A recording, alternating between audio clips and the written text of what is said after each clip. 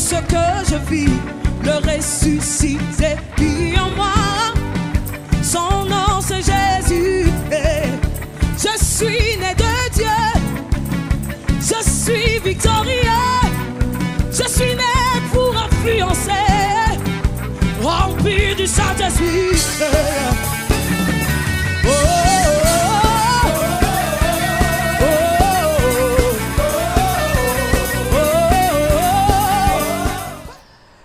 Shalom, shalom, mes bien-aimés dans le Seigneur, soyez les bienvenus sur Divine Faith TV, la chaîne de la foi divine.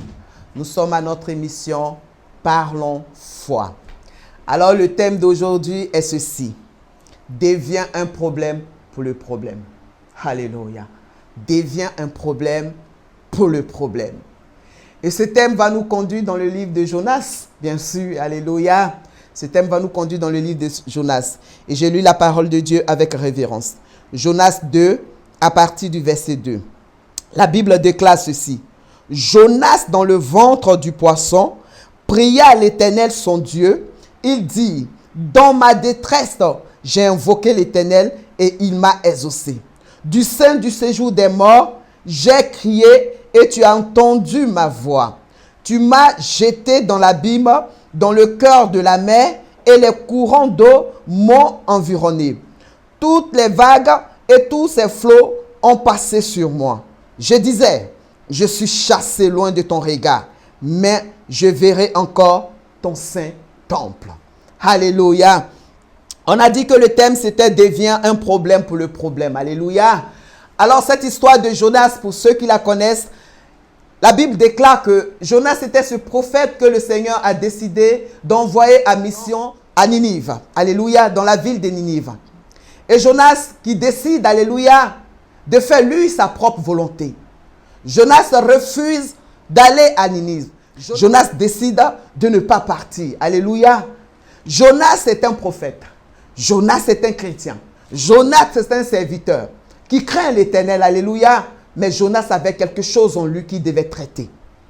Jonas avait quelque chose, une faiblesse en lui qui devait traiter. Et la faiblesse de Jonas, c'est que Jonas voulait imposer sa volonté à Dieu. Combien de Jonas sommes-nous dans la maison de Dieu? Combien de Jonas sommes-nous dans les assemblées?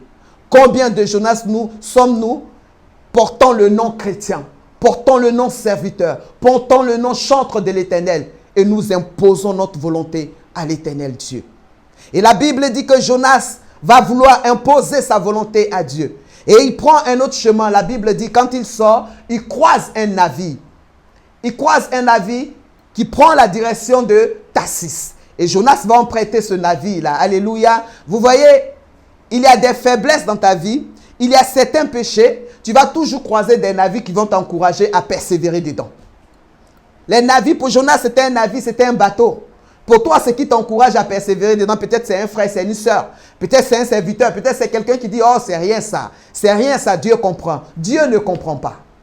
La seule chose que Dieu comprend, c'est sa parole et sa volonté parfaite à lui.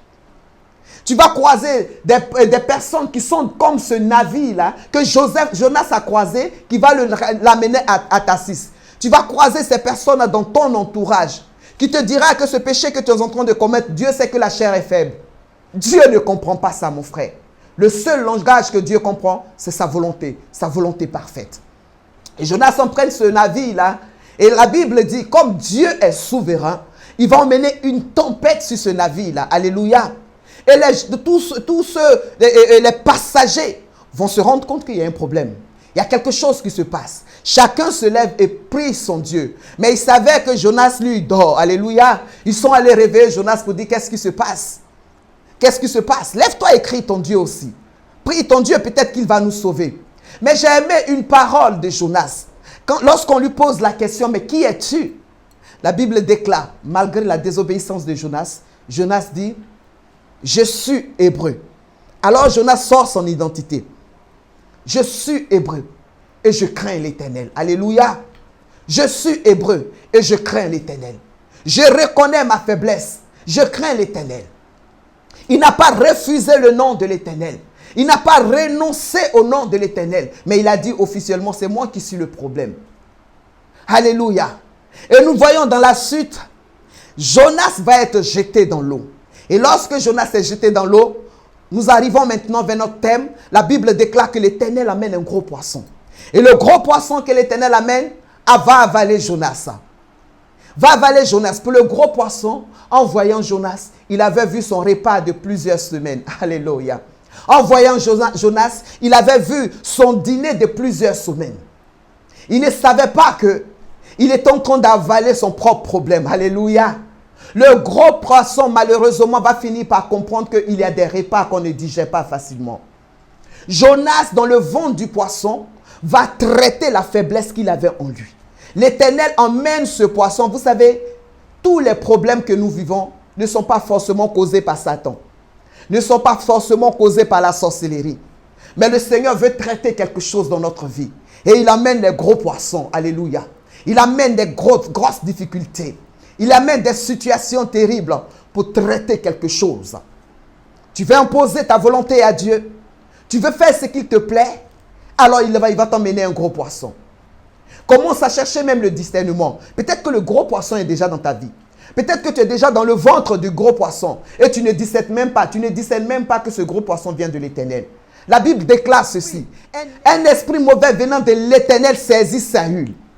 Cet esprit n'est pas venu d'un démon, mais la Bible déclare que venant de l'Éternel. Parce que Saül s'était éloigné de l'Éternel. Certainement, tu es dans le ventre du gros poisson. Mais comment tu agis? Tu agis maintenant dans ce ventre du gros poisson.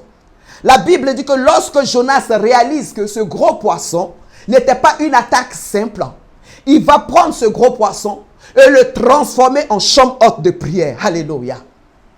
Dans le gros poisson, Jonas n'était pas à l'aise. Ce n'était pas un plaisir pour Jonas d'être dans ce gros poisson. Parce que dans le ventre du gros poisson, il y a les odeurs des autres poissons que le gros poisson a mangé. Dans le ventre du gros poisson, il y a l'obscurité. Dans le ventre du gros poisson, il y a l'acide que libère le gros poisson pour amener son repas à se décomposer. Il y a toutes ces choses-là qui libéraient sur Jonas. Mais Jonas n'a pas regardé ces choses. Il se focalisait sur l'Éternel. Parce qu'il a compris qu'il y avait un problème dans sa vie qu'il devait traiter. Pendant 3 jours, Jonas va devenir, alléluia, un problème pour le gros poisson. Le gros poisson, lorsque le Seigneur fait venir le gros poisson est dans la joie. Lorsque le Seigneur permet la maladie est dans la joie parce qu'elle va te détruire. Lorsque le Seigneur permet une certaine difficulté, la difficulté se réjouit. Mais la Bible dit, Jonas va tourner cette situation en sa faveur. C'est dans le ventre du poisson que Jonas dit ceci. Dans le ventre du poisson, Jonas pria l'Éternel. Il ne s'est pas laissé détruire par l'obscurité ou l'acide du ventre du gros poisson, mais il s'est focalisé. C'est vrai que lorsque le gros poisson libère l'acide, ça fait mal au corps de Jonas. Mais la Bible dit, il a utilisé le ventre du gros poisson comme une chambre haute pour parler à l'Éternel. Jonas qui devait souffrir, mais c'est le gros poisson qui a souffert d'indigestion. Jonas qui devait souffrir, mais c'est le gros poisson qui a eu mal pendant 3 jours. Bien-aimé, tu t'imagines, ce gros poisson n'a pas pu digérer Jonas. Il n'avait qu'une seule solution, c'était de vomir Jonas. Parce que Jonas a accepté dans le ventre du poisson. Il a compris que cette attaque venait de l'Éternel. Or, il fallait qu'il traite sa volonté propre à lui et se soumette à la volonté de Dieu. Tant que tu ne traiteras pas ta volonté propre, tant que tu ne traiteras pas cette faiblesse, l'Éternel emmènera toujours le gros poisson. Tu passeras le temps qu'il faut. C'est lorsque Jonas se lève et qu'il se repentit. Lorsqu'il déclare ceci avec foi. Je sais que je suis chassé loin de ton regard, mais je verrai ton saint temple. En d'autres mots, Jonas est en train de dire, Seigneur, pardonne-moi ma désobéissance. Je sais que je viendrai t'adorer. Je vais marcher maintenant dans ta volonté. Tu peux prendre ce problème, même venant de l'Éternel. Alléluia. Tu peux le mettre à ton avantage. Jonas a pris le ventre du gros poisson et s'est servi comme une chambre de prière. Une chambre de retraite. Tu peux prendre cette situation que tu traverses, qu'elle t'emmène en profondeur à te rapprocher de Dieu. Parce que cette difficulté te rapproche de l'Éternel. Que cette situation terrible que tu traverses te rapproche de l'Éternel. Le ventre du poisson a rapproché Jonas de l'Éternel. Le ventre du poisson a amené Jonas à apprendre l'obéissance à Dieu. Lorsque tu tu comprendras les choses ainsi. Lorsque tu prendras les choses ainsi, bien-aimé, c'est que le temps est arrivé pour que le gros poisson te vomisse, pour que la maladie libère ta vie, pour que les difficultés te lâchent. Mais comment tu utilises le ventre du gros poisson? Comment tu utilises le ventre du gros poisson dans lequel tu es? Tu boudes, tu parles encore, tu te lamentes encore. J'ai passé ma jeunesse, j'ai donné toute ma jeunesse à l'Éternel, à le servir, à faire ceci. Non, ce n'est pas le temps. C'est le temps de te rapprocher à lui, vers lui, de te rapprocher de lui et de chercher à faire sa volonté. Deviens le problème. Arrête la joie du gros poisson. Le gros poisson vient dans ta vie avec une joie de te détruire. Montre à ce gros poisson, même s'il vient de Satan, même s'il vient de l'Éternel, montre à ce gros poisson que tu es un chrétien, que tu es un hébreu, que tu as les marques de Christ en toi. La Bible déclare que personne ne me fasse du mal, car je porte en moi les marques de Christ. Les marques de Christ. Alléluia. Tu portes en toi les marques de Christ. Tu as l'identité de Christ en toi.